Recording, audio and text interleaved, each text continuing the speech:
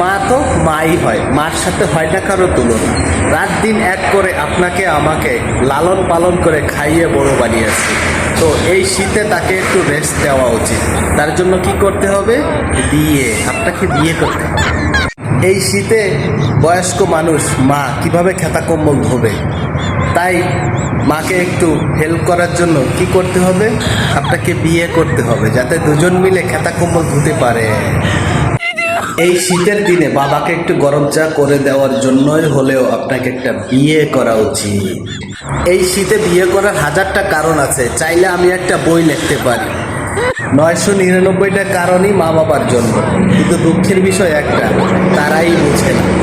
তাই আমি সকল মা বাবার জন্য দোয়া করি, আল্লাহ যেন তাদের নেক হায়াত এবং এই সঠিক বুঝ দান করে। আমিন। পৃষ্ঠা নাম্বার, শীতে বিয়ে করার হাজারটা কারণ।